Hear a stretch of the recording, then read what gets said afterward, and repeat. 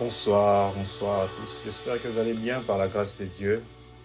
J'espère que ce soir, nous sommes prêts à décoller encore avec notre réunion du Saint-Esprit. Je salue tout le monde. Bonsoir, je vous aime beaucoup. Et je m'excuse pour le retard de 15 minutes. On s'était prévu de commencer à 9h30, c'est-à-dire 21h30. Ça rentrait largement... il y a un petit problème avec la technique, mais par la grâce de Dieu, je crois que nous sommes bien. Le son passe bien, tout passe bien, et nous allons vraiment prendre le temps ce soir de nous approcher de Dieu comme nous ne nous sommes pas encore approchés avant. Mais j'aimerais d'abord saluer tout le monde. Je vous aime beaucoup. Je vous aime vraiment. Je dis merci encore à tous ceux qui nous soutiennent, de loin ou de près, par des conseils, par la prière, matériellement, financièrement, que Dieu vous bénisse abondamment.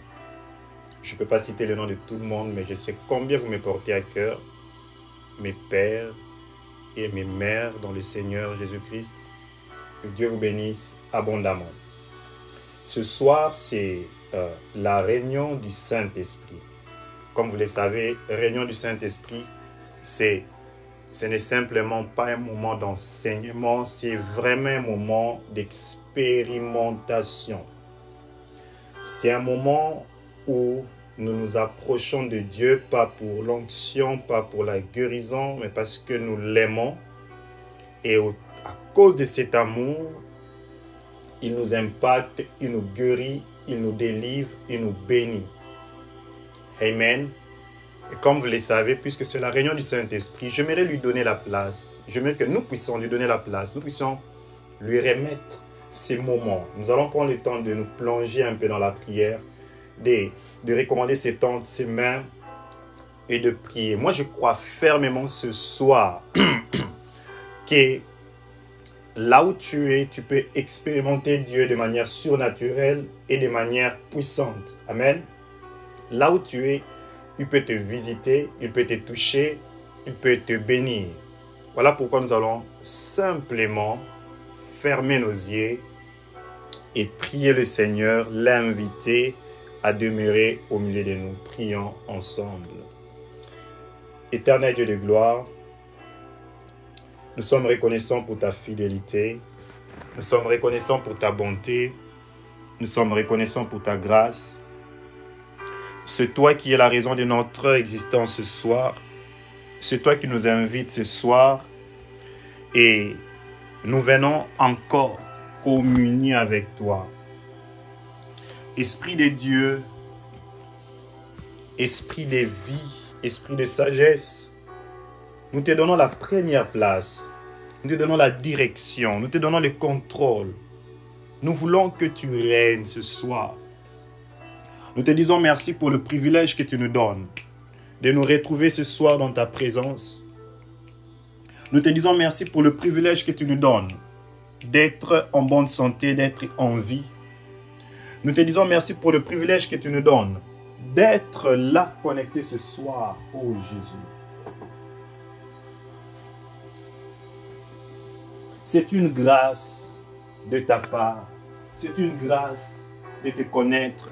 C'est une grâce d'être là et de communier avec toi.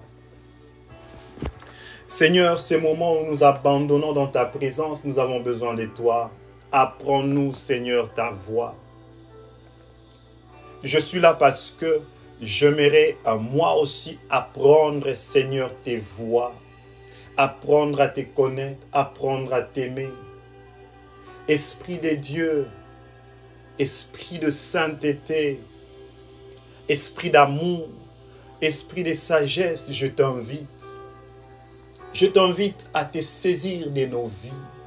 Je t'invite à prendre le contrôle. Agrée ces moments. Sanctifie nos cœurs. Purifie nos vies. Reçois-nous auprès de toi. Je te supplie ce soir, alors que nous sommes en train de partager ces moments d'intimité avec toi, Seigneur, touche de vie, transforme de cœur. Il y a de ces personnes qui ont entendu parler de toi et qui veulent te connaître et qui veulent t'expérimenter. Il y a des personnes qui ont tellement soif de toi ce soir. Ô Dieu de grâce, visite-nous, fais-nous du bien. Ma prière monte vers toi ce soir afin que tu commences à restaurer de vie, transformer de vie. Je t'invite à prendre le contrôle de ces moments, Esprit de Dieu. Je m'abandonne comme un simple instrument afin que tu m'utilises et afin que tu bénisses un homme, une femme, un ministère, une famille. Règne ce soir. Règne, Seigneur Jésus-Christ. Règne, car c'est à toi qu'appartient le règne, la puissance et la gloire au siècle des siècles. Amen. Amen, amen. Que Dieu vous bénisse abondamment. Ce soir, par la grâce de Dieu, dans la réunion du Saint-Esprit, j'aimerais que nous puissions tous ensemble apprendre. Apprendre sur ce que nous devons faire pour écouter la voix de Dieu. J'étais au travail, il y a un bien-aimé qui m'a posé la question, il m'a dit, Jonathan, est-ce que tu peux me dire comment je peux entendre Dieu? Comment je peux entendre la voix du Saint-Esprit? Et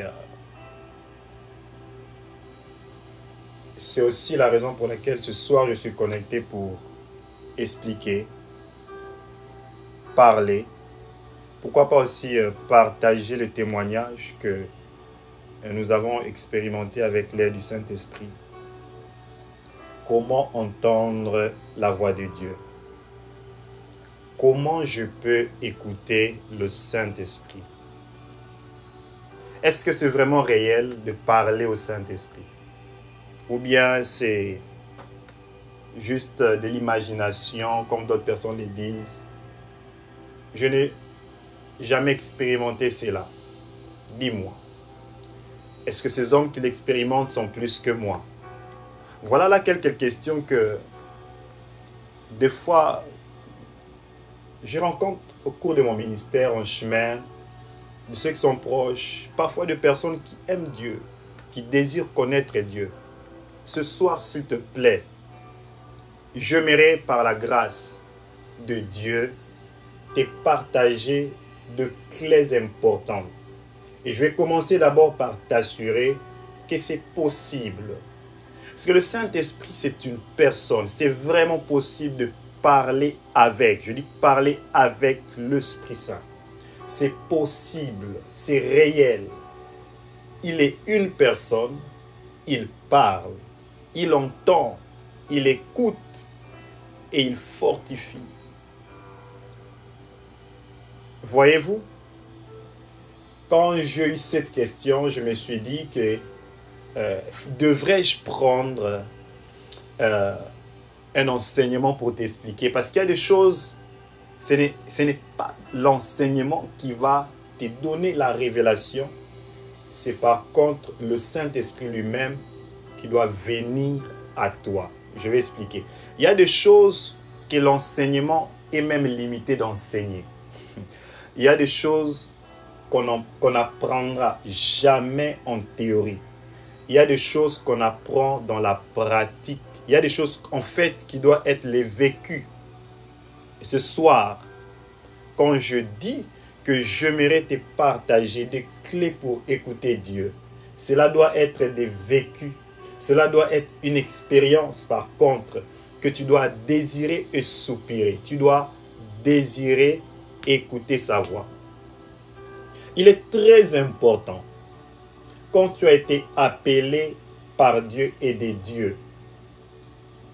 Très important de s'assurer que tu as une communion, une communication permanente avec Dieu. Vous imaginez? C'est très important. Aucun homme de Dieu n'a réussi dans sa vie avec la promesse, sans développer l'intimité, l'écoute de Dieu, personne ne peut le faire. Si je me tiens devant vous, vous parlez d'un Dieu que j'ai rencontré dans le passé, bien-aimé, vous ne serez jamais capable d'être transformé. Ce n'est pas l'écriture qui transforme, la connaissance qui transforme, c'est la révélation qui transforme. Or, la révélation, c'est la lumière même que l'Esprit lui-même met en quelqu'un. Je peux avoir des informations prêchées ce soir, ça va alimenter ta connaissance. Et la connaissance est très importante parce que la Bible dit « Mon peuple périt faute de connaissance ». Mais imagine un électricien qui a son diplôme, qui a la connaissance, mais qui ne peut pas pratiquer dans le travail ce qu'il a appris. C'est très dangereux. Aucune compagnie n'engagera un homme qui a la connaissance et qui ne connaît pas comment appliquer cela. Ce soir, je veux te rassurer que le Saint-Esprit a besoin de communiquer, de parler avec toi.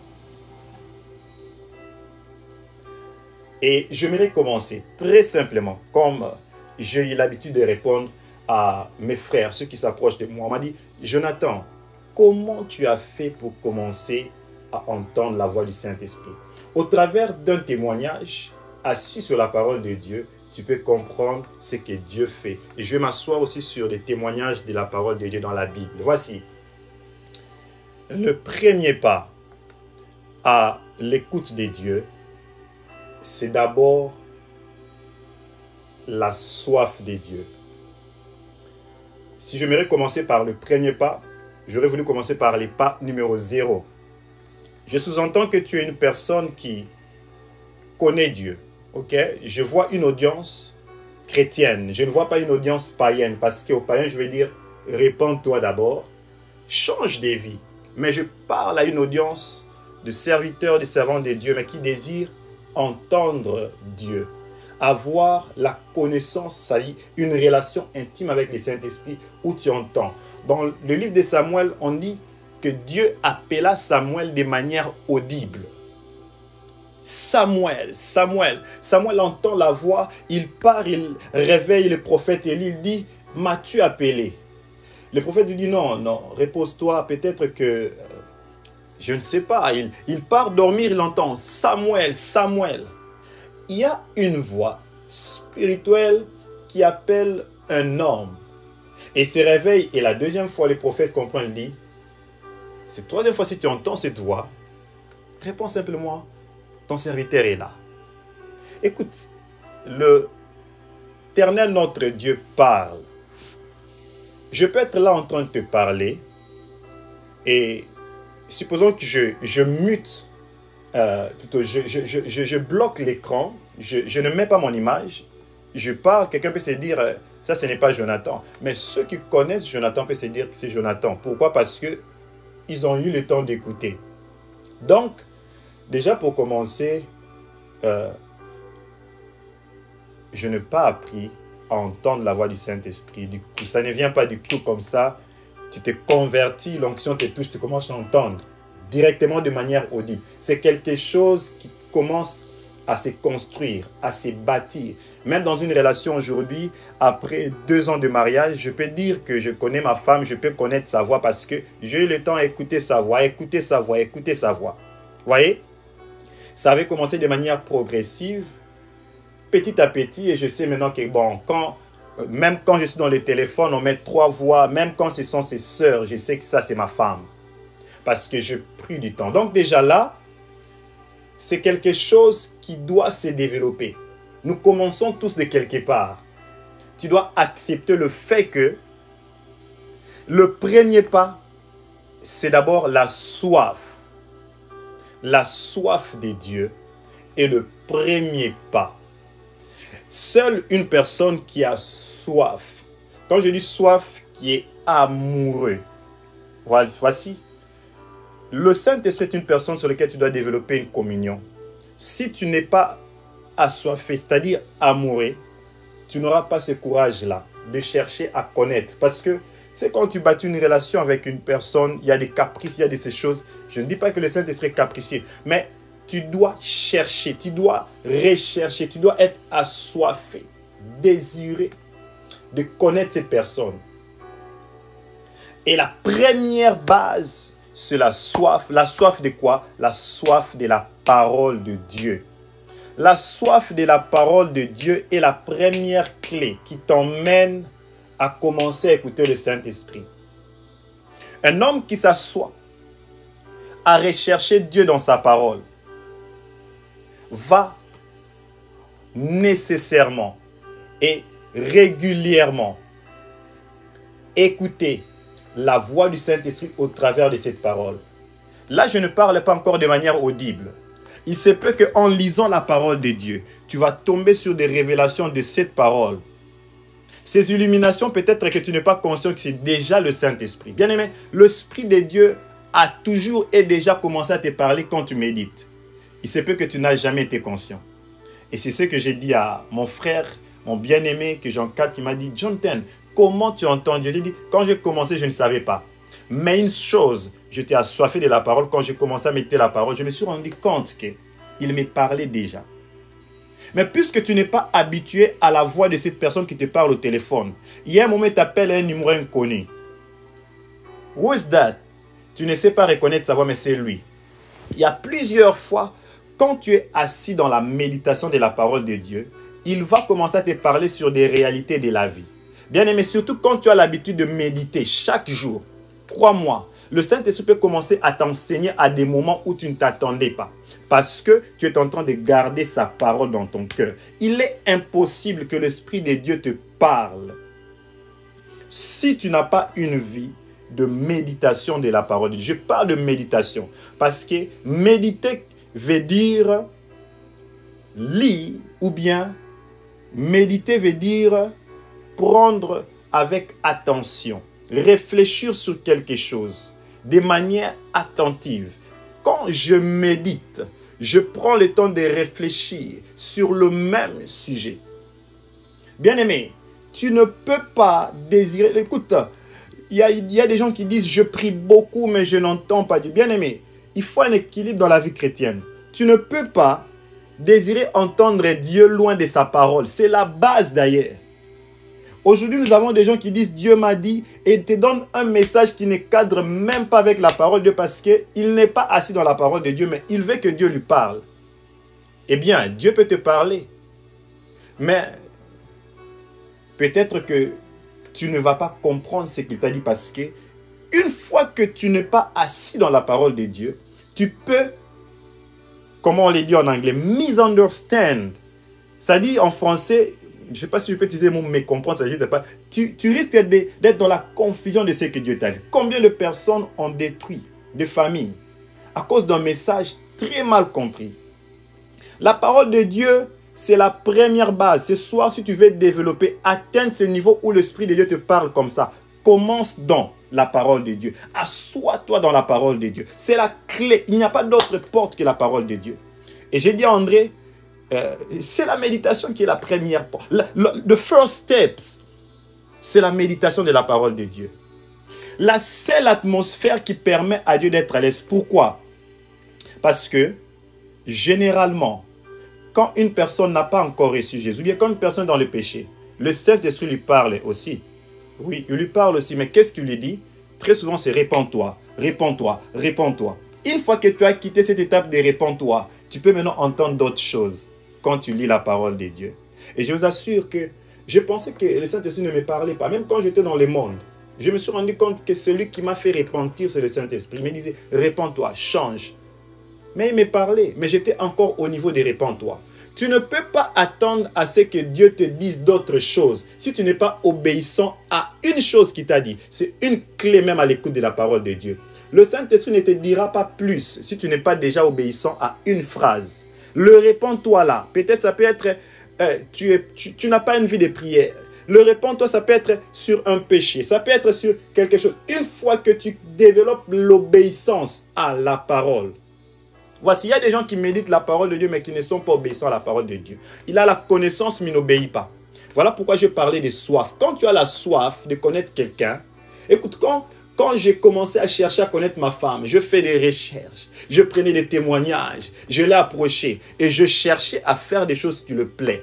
Quand tu cherches à connaître Dieu, tu comprends la parole de Dieu. Qu'est-ce que tu fais? Tu cherches à accomplir cette parole. Bien-aimé, c'est la clé. Le Saint-Esprit est une personne. Tu te dois de toucher son cœur. Voilà pourquoi il dit David, l'homme c'est l'homme en cœur. Pourquoi il peut dire à un homme, l'homme c'est l'homme en cœur? David était après la parole de Dieu. Il suivait la parole. Il connaissait les Écritures. Il les chantait même. Il le vivait. Vous voyez? David, c'était un amoureux, un assoiffé. Voici. Quand je dis que la première chose, c'est la parole de Dieu, je me rappelais encore de la réponse que je donnais à André. Je lui ai dit, j'ai commencé par une vie de méditation, mais le Saint-Esprit commençait à me parler de manière audible. C'est ce qui a ouvert la porte aux visions, aux révélations, aux songes. Bien-aimé, une fois que tu es assis dans la parole de Dieu, l'Éternel ne te cachera pas son cœur. Il va commencer à te parler et il va commencer à mettre de l'ordre dans ta vie. Voici maintenant la deuxième clé. La deuxième clé, ou the second steps, c'est l'intercession. Alléluia. L'intercession. Qu'est-ce qui se passe? Quand tu commences à t'attacher à la parole de Dieu, les fardeaux de la prière devient intense dans ta vie. La vie de prière automatiquement augmente. Et ta vie de prière devient puissante parce que tu es assis sur la parole. Écoute-moi très bien. Ce que je dis n'est pas théorie, c'est pratique. L'intercession,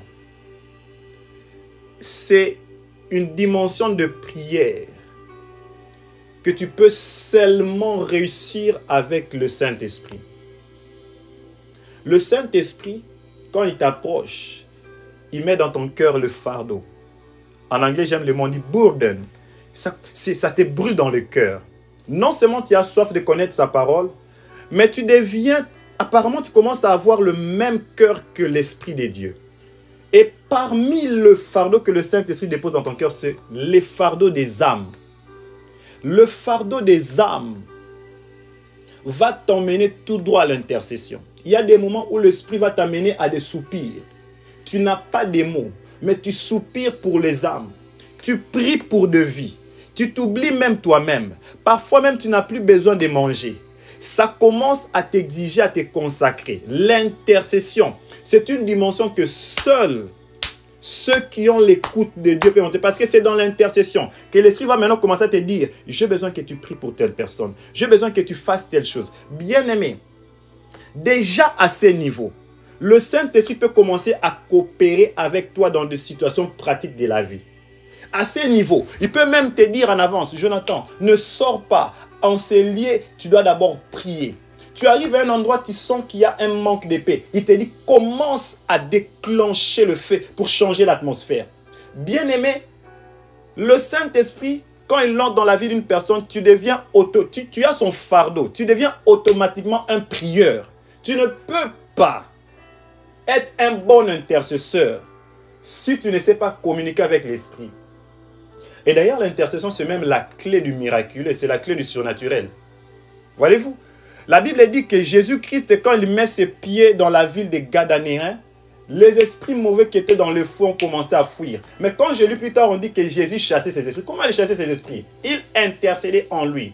Il y a de délivrances que tu peux même opérer dans l'intercession. Tu n'as même pas touché quelqu'un, tu intercèdes, tu parles et cela c'est fait.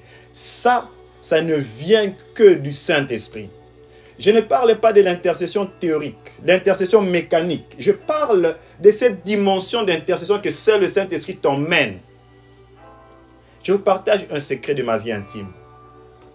Le jour où le Saint-Esprit m'a plongé dans l'intercession, je parle d'une vie d'intercession, un ministère d'intercession, à vie. Il m'a même décrit de manière audible et précise, chaque jour, chaque sujet, comment je devais procéder. Et je vous dis, depuis ce jour jusqu'à aujourd'hui, quand je pratique ce système dans l'intercession, je me dis, mais j'ai l'impression de prier pour tout. et je vous les partage avec amour et avec humilité. C'est quelque chose que je ne peux pas vous cacher. Voici. Quand je priais, j'ai dit à Dieu, mais comment tu veux que je puisse prier pour tout? Parce que je suis un homme, je ne peux pas prier pour tout. Il m'a dit, je vais te donner un programme que tu vas suivre jour après jour. Chaque semaine, tu le feras. Le lundi sera une journée où tu prieras pour toi, pour ta vie. Tu prieras pour ton ministère, tu prieras pour tout ce qui est lié à ta vie. Si tu es marié, tu as une femme, prie pour ta femme, tes enfants. Le lundi, le premier jour. Le deuxième jour, je veux que tu pries pour ta famille. Restreinte, tes frères, sœurs, tes parents.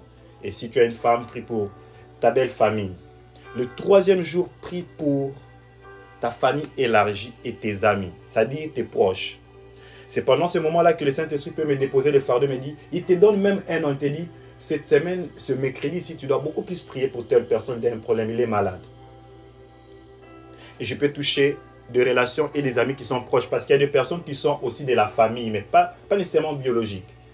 Le quatrième jour me dit, je veux que le quatrième jour tu pries pour l'église, l'église locale. L'église là où tu pries, ton pasteur, les ouvriers. Et ce quatrième jour, tu pries que pour l'église. Et parfois, tu peux citer même les noms de membres de ton église. Il me dit, le cinquième jour, je mérite que tu puisses prier pour les âmes perdues, les malades, les orphelins, tous ceux qui sont souffrants, qui veulent et qui ont besoin de connaître Dieu. Ça, c'est le cinquième jour. Le sixième jour, je veux que tu pries pour l'église corps de Christ et les nations. Le sixième jour, je ne prie que pour l'église corps de Christ et les nations. Je prie pour mon pays, le pays d'origine et le pays sur lequel je suis devenu citoyen. Et le septième jour, le dimanche, c'est un culte, une journée d'adoration. Humainement parlant, je ne pouvais pas imaginer ces choses. Mais quand j'ai commencé à mettre en pratique ces sujets et le Saint-Esprit a commencé à m'aider, je me suis rendu compte que j'ai vraiment eu le temps de prier pour tout, des fois pour tout le monde. Il y a des moments où le Saint-Esprit te dit, ok, aujourd'hui c'est la prière pour les relations, les amis. Je peux commencer à prier pour des amis qui sont lointains.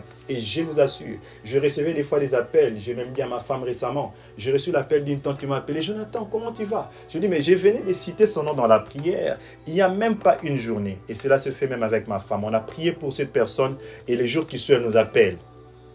Bien-aimé dans le Seigneur, l'intercession est une dimension qui te permet d'avancer avec le Saint-Esprit. Le Saint-Esprit est dans ta vie pour rendre ton appel et ta mission sur terre effectifs, vraiment effective. Et il n'est pas là pour passer du temps. Il est là pour t'apprendre, te fortifier, te faire grandir. L'intercession, c'est la deuxième étape. Si tu atteins ce niveau où le Saint-Esprit peut coopérer avec toi dans l'intercession, crois-moi, il va te livrer beaucoup de secrets. Moi, je me rappelle un jour, il m'a dit, prie pour tel serviteur de Dieu. Je ne mentionnerai pas les noms. 2009, non, 2010, 2011. Je vois un serviteur de Dieu, à l'époque, il brillait, il montait. Un grand serviteur de Dieu qui est connu, je ne vais pas citer son nom. Mais le Seigneur m'a dit, commence à prier pour lui.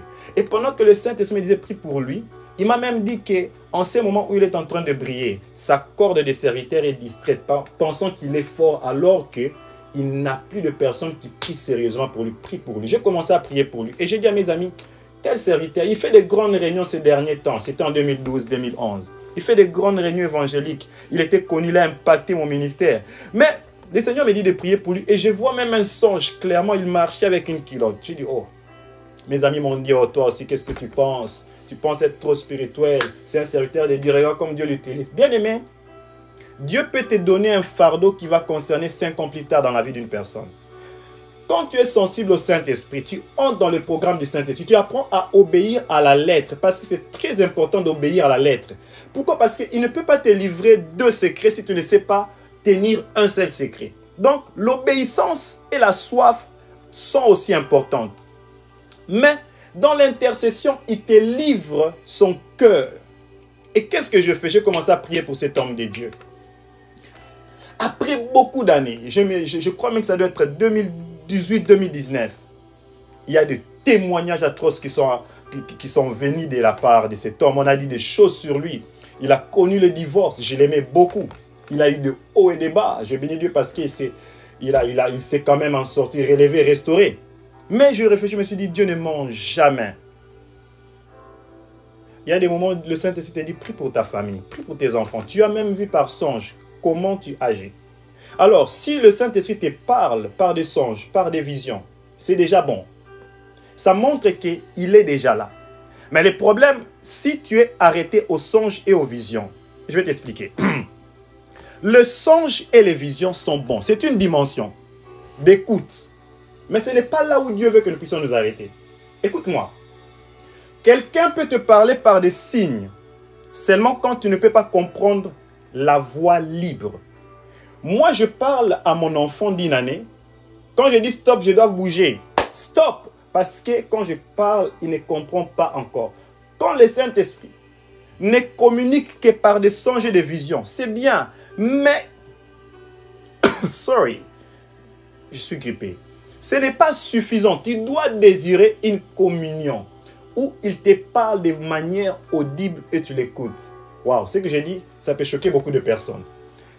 Quelqu'un peut me dire que c'est impossible, ça ne se fait pas. Mais oui, le Saint-Esprit parle de manière audible. Il a besoin, vous voyez dans le livre des Jean, on dit les consolateurs. Il vous montrera, il vous guidera. Il vous conduira. Il est là pour t'orienter dans tes choix. Il est là pour t'orienter dans tes décisions. Même tu dois mouver, partir dans une autre. Il est là pour ça. Il est là pour t'orienter dans le choix du mariage. Il est là pour t'orienter dans tous les domaines. À quoi aussi? Même ton habillement. Il est là. Bien aimé, tout dépend de comment tu vas coopérer avec le Saint-Esprit. Oui, il est vraiment disponible. Quelqu'un me dit, hey, mon emploi du temps. Il y a des moments où je me réveille, je me dis, Saint-Esprit, comment tu veux que je schedule cette journée? Si tu apprends à écouter la voix du Saint-Esprit, tu vas te rendre compte que tout ce que tu fais s'aligne avec la pensée de Dieu. C'est ce qui a été la clé du ministère de notre Seigneur Jésus-Christ. Je reviens sur ce que je disais sur l'intercession. Je disais une chose. Ne t'arrête pas à entendre Dieu par des visions et des songes. Les signes sont bien. Mais à un enfant qui a déjà grandi, on n'a plus besoin de montrer des signes. Je peux parler simplement, hey, lève-toi Joshua, va là-bas, il part. Mais un enfant qui n'a pas encore commencé à comprendre mon langage, lève-toi, lève-toi, stand up. J'essaie de faire des mouvements pour qu'il comprenne. Parfois Dieu nous parle par des songes, des visions, parce qu'il veut s'assurer que tu vas comprendre réellement. Mais crois-moi, Dieu a besoin de te parler de manière audible. Voilà pourquoi, si tu n'as pas encore su faire la différence entre ton esprit, ton âme, l'Esprit Saint, les esprits impurs ou les diables, tu auras du mal à écouter Dieu parce qu'il y a beaucoup de personnes qui pensent que toute voix qui lui parle, c'est toujours Dieu. S'il te plaît, ne sois pas dans la confusion. Je ne parle pas de la pensée. Je ne parle pas des désirs de ton âme. Je ne parle même pas de tes convictions. Je parle de la voix du Saint-Esprit. Et la voix du Saint-Esprit s'alignera toujours à sa parole. Et de telle sorte que il va te remplir de force et de puissance pour accomplir ce qu'il a dit. Je peux donner beaucoup de témoignages dans ces sujets, mais je me retiens ce soir d'être dans beaucoup de témoignages à ce sujet. Parce qu'il y a vraiment beaucoup. Qu'est-ce que je ne peux pas dire? Quand le Saint-Esprit te dit, va. Il y a des personnes qui ont dit, Dieu m'avait dit de prier pour lui et je suis parti, il n'est pas ressuscité. Est-ce que c'était vraiment Dieu?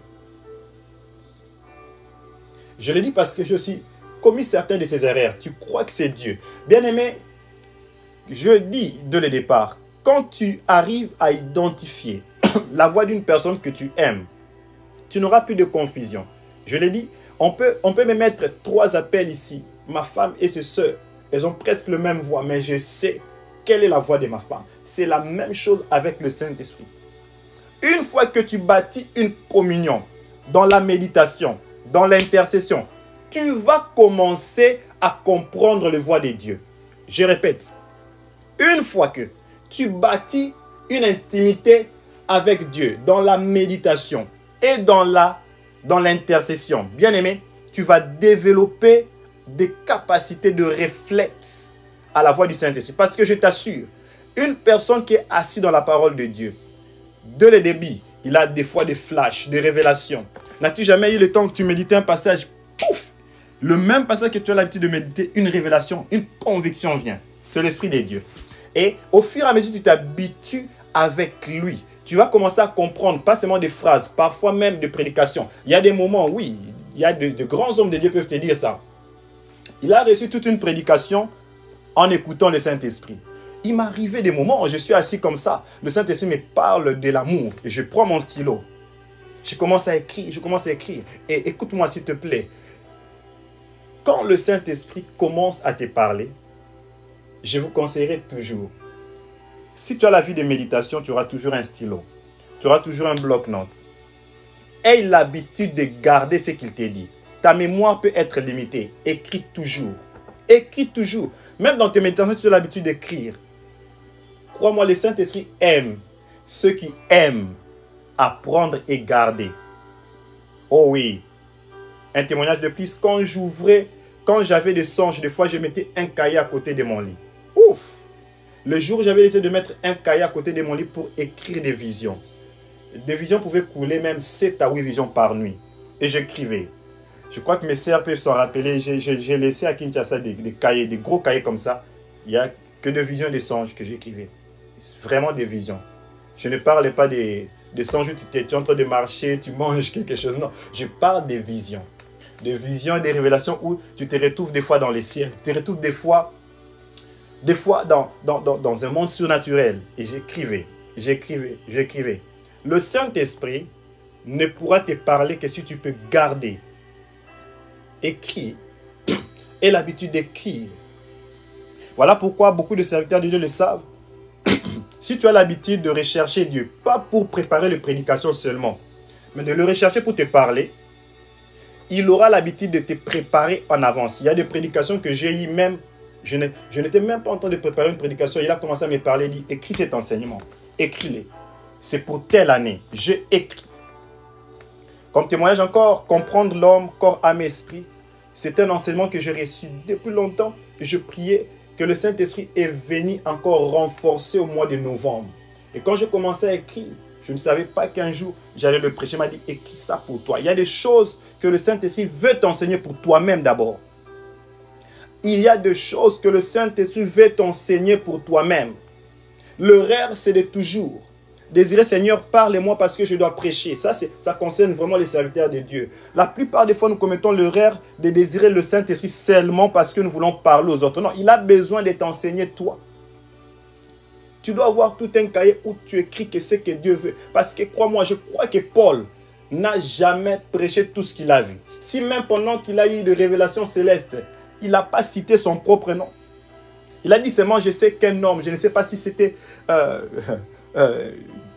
par un songe ou une vision qui a été transportée au 3e ciel. Si tu as la révélation, tu peux comprendre qu'il parle de lui-même.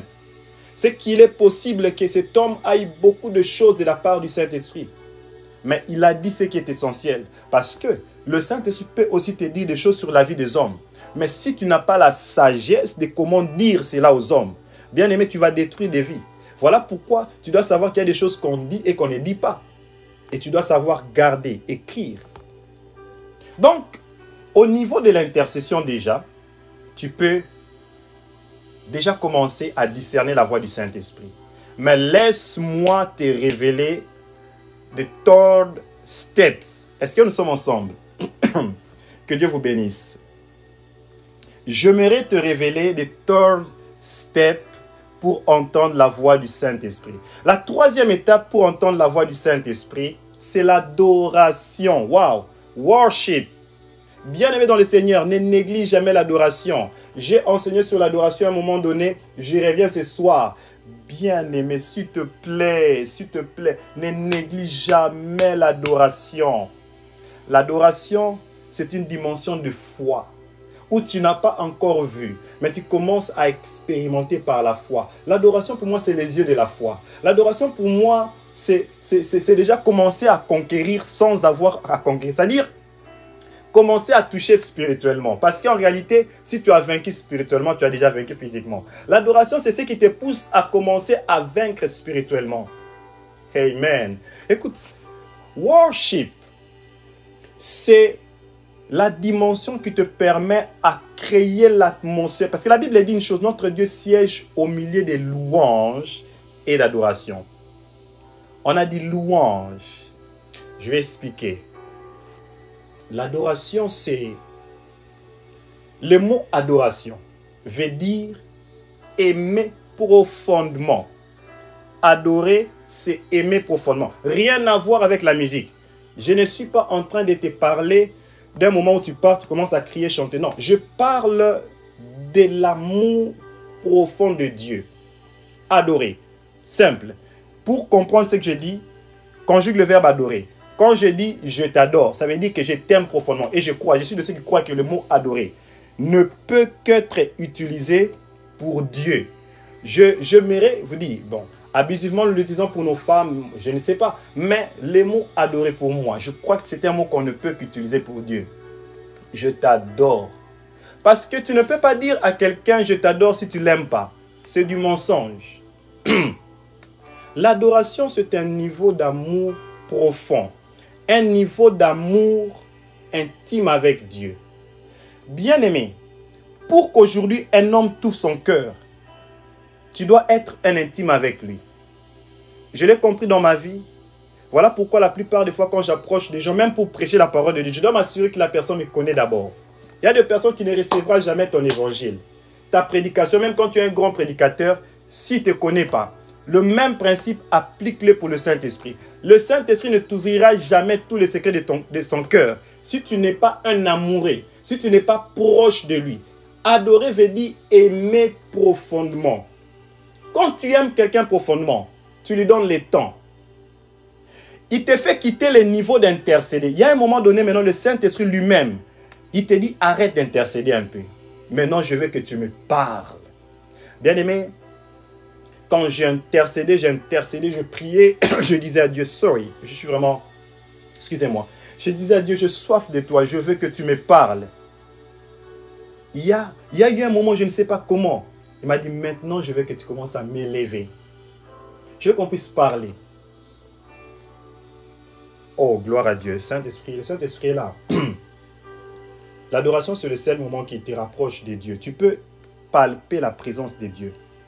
L'adoration, ce n'est pas toi qui le crée en commençant à parler. L'adoration, c'est vraiment la dimension où lui-même, il met des paroles d'amour dans ton cœur. Puisque quand je parle d'adoration, amour avec quelqu'un, ça doit être une relation réciproque. Et crois-moi, c'est le Saint-Esprit qui dépose premièrement l'amour dans notre cœur. Beaucoup de gens pensent que non, le Saint-Esprit est loin de moi. Comment je peux faire? Le Saint-Esprit t'aime beaucoup. Dieu t'aime beaucoup. Une fois que tu as une vie profonde d'intercession, sorry, crois-moi, il va lui-même déposer beaucoup d'amour dans ton cœur pour que tu deviennes un adorateur, une adoratrice. Et il m'arrivait à des moments où j'étais en train de prier pour quelque chose, il me dit arrête, j'ai déjà répondu, commence à m'élever. Je commence à prier, je bénis Dieu, je lève Dieu, je lève Dieu. Vous savez que dans l'adoration, il y a aussi des étapes. Alors, au début de l'adoration, ce sont des paroles qui viennent de ton cœur. Seigneur, je t'aime, tu es grand, tu es élevé. Mais dans la profondeur de l'adoration, ce ne sont plus seulement tes paroles. Lui-même, il met des paroles dans ton cœur. Et tu commences à voir réellement la grandeur de Dieu. Tu ne pries plus parce que tu veux seulement louer. Voilà, la louange, c'est le début de l'adoration. La louange, c'est louer, célébrer les hauts faits de Dieu, proclamer. Je peux commencer à louer Dieu. Tu es grand, tu es élevé. Louange en anglais, c'est praises. Je peux commencer à praise God, le lever, lui dire des bonnes choses. Mais une fois que lui-même te fait quitter la louange pour t'introduire dans l'adoration, tu commences à expérimenter la grandeur de Dieu. Est-ce que je dois un peu m'arrêter pour essayer de faire comprendre ce que je dis? L'adoration te permet d'écouter Dieu. Elle te permet de te rapprocher de Dieu. Puisque l'adoration, c'est ce qui bâtit la relation. La clé d'une relation, c'est la communication. Si l'adoration, c'est l'amour. Or, l'amour, c'est la base même de toute relation. Automatiquement, tu ne peux pas être un adorateur si tu n'as pas l'amour. Si tu n'es jamais tombé amoureux de Dieu. Voilà pourquoi, si ce soir, tu médites la parole de Dieu, tu intercèdes, mais tu n'as jamais eu le temps de parler avec Dieu, ou bien il n'a jamais lui-même eu le temps de te parler, je vais te demander d'essayer une chose ce soir, de lui demander simplement d'ajouter beaucoup d'amour dans ton cœur. Ce que je dis est très profond. Demande à Dieu d'ajouter dans ton cœur beaucoup d'amour. L'amour pousse une personne à donner son temps, à donner de sa vie. Si même une femme ou un homme que tu t'engages en relation, tu lui dis aujourd'hui je t'aime, demain tu lui dis je t'aime, le lendemain tu lui dis je t'aime, mais tu ne fais rien pour lui, il va savoir que tu es escrotte, tu ne l'aimes pas. L'erreur que nous faisons, nous pensons que l'adoration, mon œil a l'habitude de couler parce que la lumière est très forte. Voilà. Si un homme ou une femme que tu dis aimer, mais chaque jour tu lui dis que de belles paroles, mais tu n'as pas de preuve de l'amour. Bien aimé, cet homme ou cette femme ne croira pas en ton amour. Peut-être qu'il ne t'ouvrira pas son cœur. C'est l'erreur que tu as l'habitude de faire devant Dieu. Ou que la plupart des fois, nous avons l'habitude de faire devant Dieu. Moi, je commettais cette erreur. Je disais à Dieu de belles paroles.